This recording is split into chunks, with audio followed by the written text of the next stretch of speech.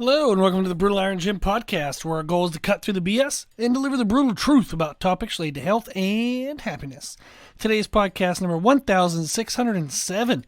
The topic is nutrition, and the title is, Are Organic Foods Healthier? So one of our members, gym members on our member board, the Q&A board, they wrote, opinion of eating all organic. That's what they wanted to know, my opinions on eating all organic. And they did write all. Like underlined. So I'll tell you right now, no, you don't need to be all organic.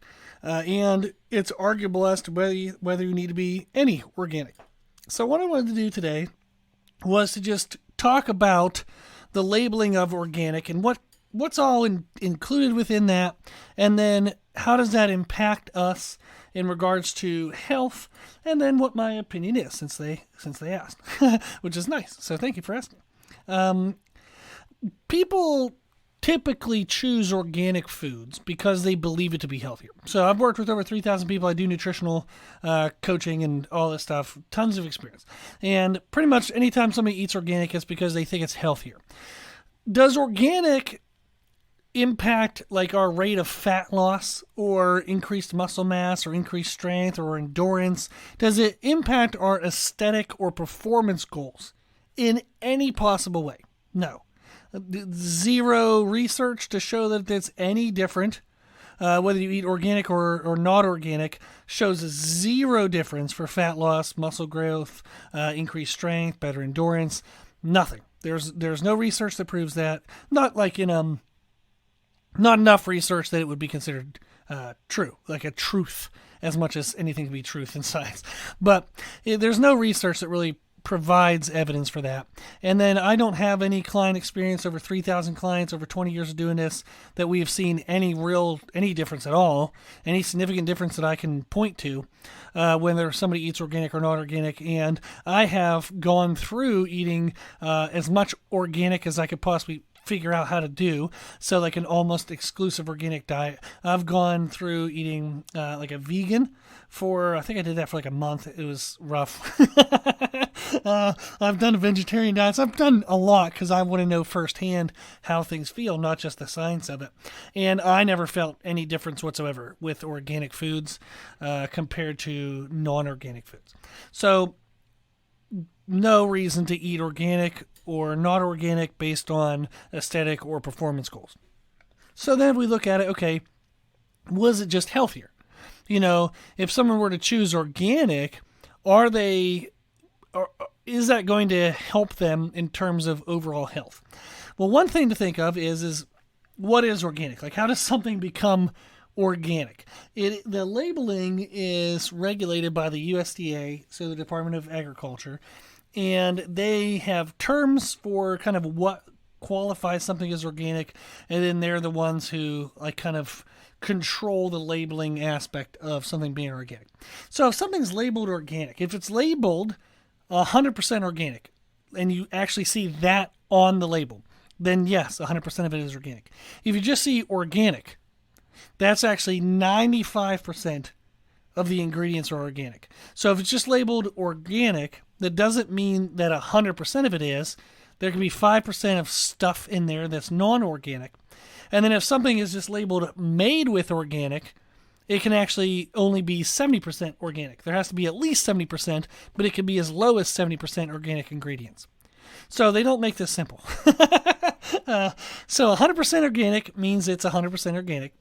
If it's just labeled organic, that means it's at least 95% organic. And if it's labeled made with organic, then it's at least 70% organic. So it's good for us to know that. Now, what about the non-organic stuff? Anything that's in it that is non-organic still has to be on the allowable list from the USDA. So they have a list of substances that don't qualify as organic, but they are approved to be in organic foods as long as they're less than 5% of the total ingredient within the food.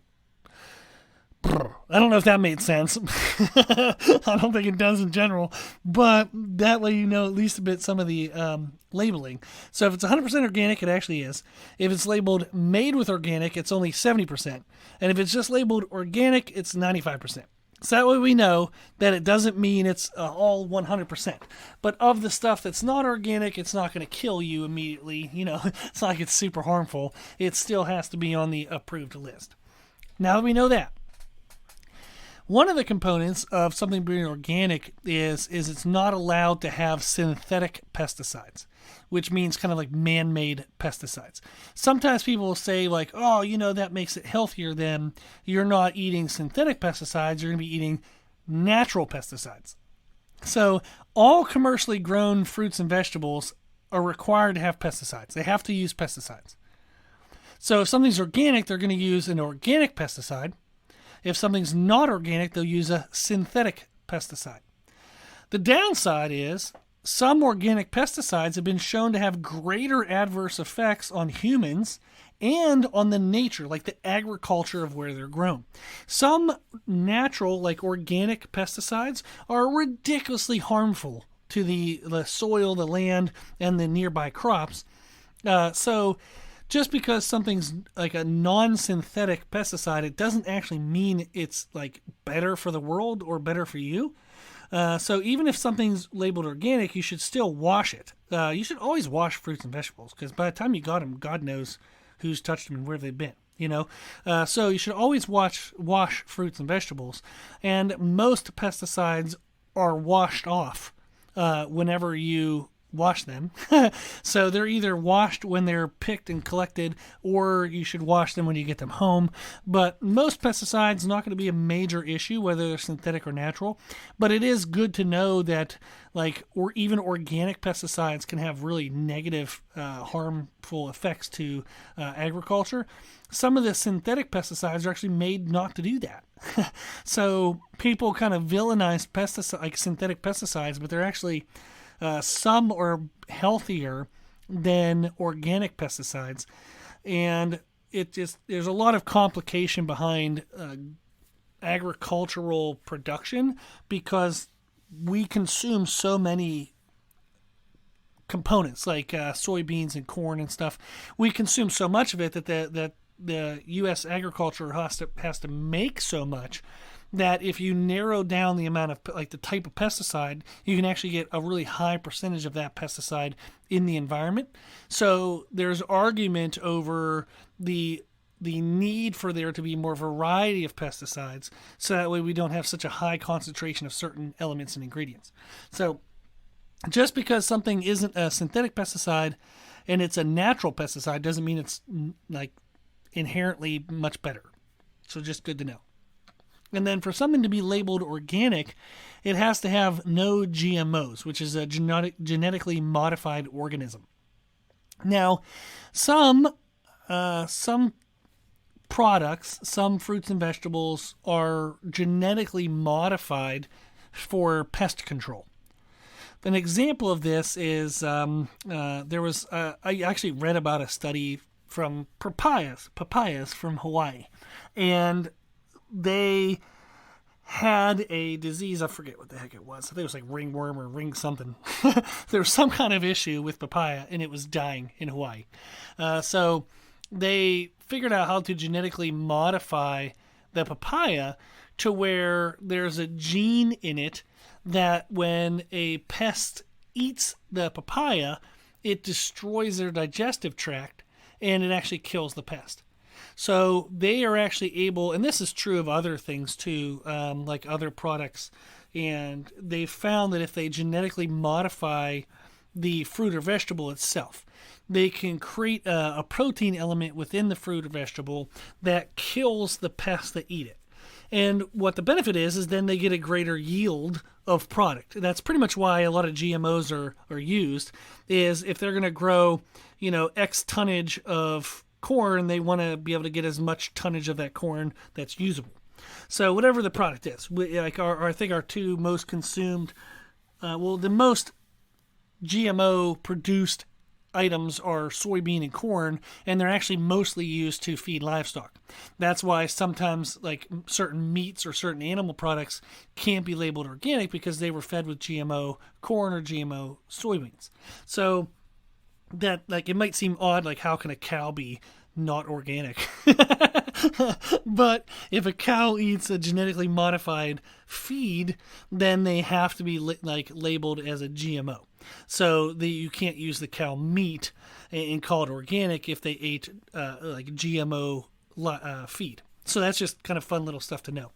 But essentially what happened is they'll genetically modify the fruit or vegetable to kill the pest without needing pesticide. So in the case, I think it was the Hawaiian papaya case. I don't know. I think it was that, maybe another one, but they were able to reduce pesticide by, I think it was like 80% or something like that. It was almost entirely. They still needed some pesticide, but it was almost like a complete reduction. So you went from 100% of pesticide down to only needing 20% of that pesticide. And that's much healthier for the agriculture, like the ground in the growth area, and then also the water runoff to any nearby communities. So, and any like animals that are living in that area. So they've actually found that genetically modifying certain foods is actually incredibly healthier for the ground, for livestock, for communities that live nearby. People then say, well, if a pest eats it and dies, if it kills their digestive tract, what's it going to do to us? Well, the GMOs are made specific to the digestive tract of the insect that eats that product, and the dose. Like the amount that would kill the insect, you would have to eat like 7 tons of corn for that to be a problem for you. So the dosing is so insignificant for a human compared to the pest that it's no problem for humans. And it's made specific to the digestive tract of the insect that eats that item, like whatever the thing is that they're genetically modifying. So there hasn't been like really overwhelming studies that have shown that GMOs actually cause negative impact to humans.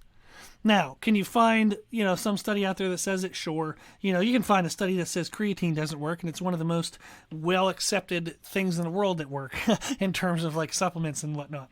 So you can find what you want to find. Whatever you want to look for, you can find it. But if you look at, say 20, 30, 40 research articles and research experiments done with GMOs, the majority are going to say that they have very little to no negative impact on humans, and that there's a lot of actually positive impact on cultural environment and the animals and environment and humans that live around those agricultural production areas.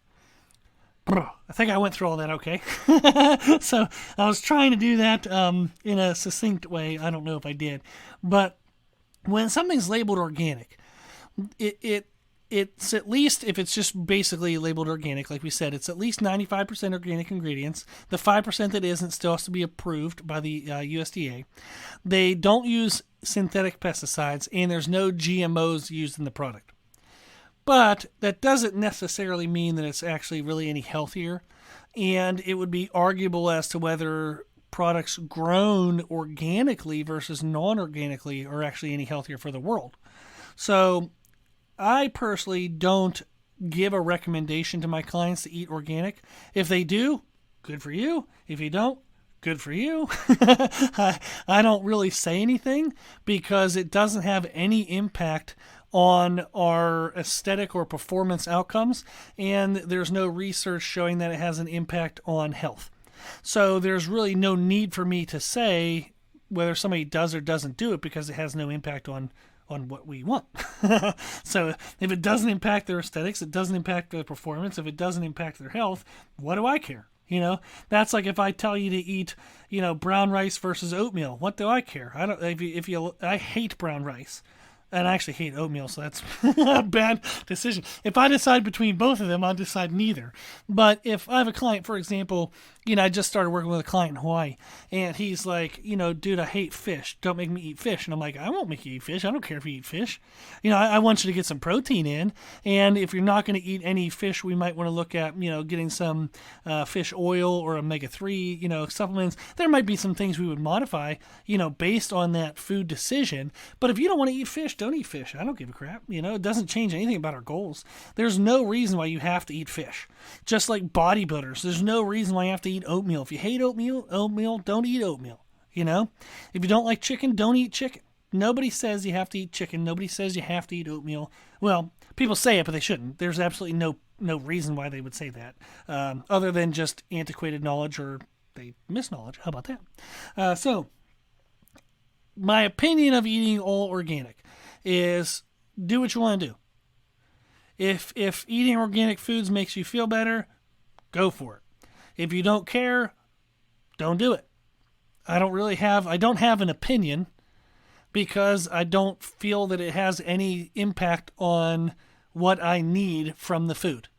If I need the food to provide calories and energy, great. Or whether it's organic or not, doesn't matter. If I need it to provide protein for the people I work with, it doesn't matter.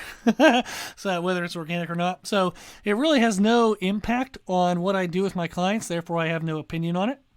I guess my opinion of not having an opinion is an opinion. So if you want to eat organic, go for it. If you don't. If you disagree with me, you're certainly welcome to. Just because I think something doesn't mean everybody else has to think something. Just because you think something doesn't mean I have to think something. So I don't want somebody telling me what to think, so I'm not going to tell other people what to think. But in regards to how it will impact your aesthetic or your performance, there's no research to say that it will. In regards to how it affects your health, there's no research that says it will. There you go. Okay, so thank you for the member who wrote that question down. And if anybody ever has any questions, if you're a member of our gym, use the Q&A board we have. If you're not a member of the gym, just shoot me an email at brutalirongym@gmail.com. I'll be happy to answer whatever you want. When people send me emails, I try to answer within 14 days. So if you do send me something, give me 14 days to get back to you. But I promise I'll get back to you. I have not missed an email yet that I'm aware of. So I really appreciate everybody reaching out. I appreciate the support. And I love hearing feedback, whether it's a suggestion for a future podcast topic, or you're just telling me, hey, I've been doing this and this, and it's been working really well. Thank you for the podcast. That's super motivational. I do this thing every single day for 1,607 days. So I really appreciate the motivation. I appreciate the support. And I hope you always feel supported by me and by the podcast. Okay. Well, if you reach out, I'm always here, always happy to help, brutalirongym@gmail.com. If you like our podcast, please share it. When you share it, let people know that we answer questions for free, so that way they can send in anything they want and get an answer totally for free. Thank you to those who donate to support the podcast so we can actually keep this going. There is a high yearly cost for hosting and whatnot, so I appreciate for the donations go somewhat towards that, which really helps reduce that for me. I really do appreciate the donations. They make a huge difference. If you want to donate, you can do that on our website, www.brutalirongym.com. And then if you like the information we share in our podcast, I do show other stuff on our social media channels. Instagram, post every single day. YouTube, kind of. So find us and follow us under the name Brutal Iron Gym. As always, I hope this was helpful, and thank you for listening.